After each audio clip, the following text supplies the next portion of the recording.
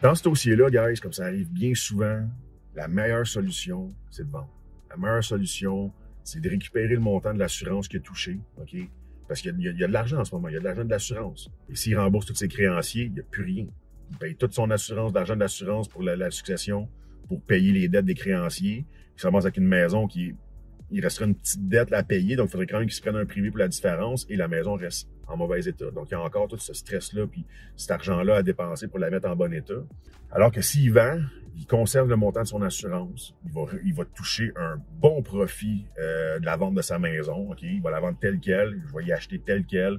Je calcule qu'il va faire entre 150 000 peut-être 200 000 là, si il m'a pas laissé visiter le sous-sol parce qu'il me disait que sa mère était là et elle était trop en mauvais état. Fait que, mais je prévois qu'il va faire entre 150 et 200 000 en vendant la maison, plus l'argent des assurances. Donc, il va avoir à peu près entre 200 et 300 000 d'argent dans son compte de banque pour vivre, pour se prendre un appart, peut-être même s'acheter un condo cash.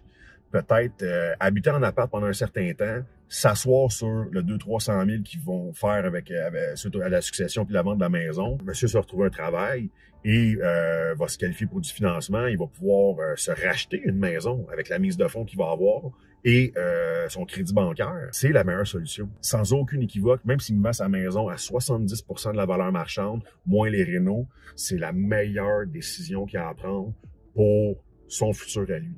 De se repartir, de laisser aller cette affaire-là qui est contaminée, qui est à rénover, qui va y faire dépenser beaucoup d'argent. Vends-nous ça, on va t'aider à trouver un condo, on va t'aider à trouver un appart, il n'y a aucune pression sur le déménagement, on va t'aider à clearer toutes les boîtes, on va tout t'aider à régler la situation avec les banques. Tout ce que tu as à faire, c'est de t'occuper de toi, de ta mère et de trouver un nouveau logis, puis tu vas avoir 200 à 300 000 de cash dans ton compte de banque pour faire ce que tu veux avec.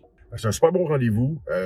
Monsieur, j'ai fait faire une très bonne prise de conscience. Ça a été une super bonne rencontre parce que je l'ai vu vraiment dans le courant de la rencontre, qui était très fermé évidemment à l'idée de vendre, mais comme les solutions étaient vraiment pas idéales pour lui, j'ai vu une ouverture à la fin, puis dans ses mots à lui, il m'a même dit que l'option du prêt privé était pratiquement une mission impossible pour lui. C'était ses mots. Donc, la graine est semée, là.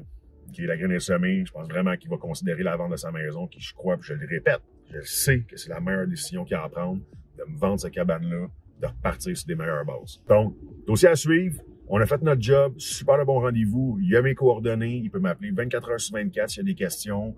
Il a reçu sa mise en demeure, donc je n'ai pas voulu y mettre de pression. Il y a du temps, mais la situation fait qu'il n'y a pas de temps. T'sais, moi, je ne mets pas de pression, mais la situation fait qu'il y a une pression sur lui. Donc, on va faire un suivi avec lui la semaine prochaine, en espérant qu'il va prendre la bonne décision.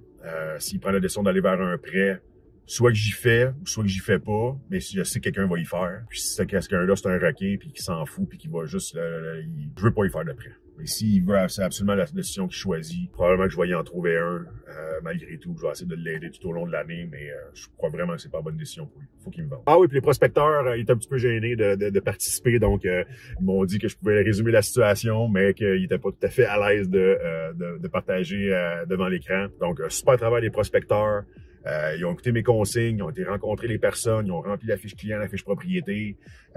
Et comme c'est un dossier plus compliqué, ils m'ont appelé, ils m'ont demandé dans le live. J'étais avec eux à la table de cuisine.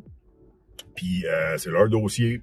Donc, s'ils veulent en faire l'acquisition, je vais être là. S'ils veulent après ça le revendre, je vais être là. S'ils vont faire un prêt privé, ils vont être commissionnés pour cette référence-là.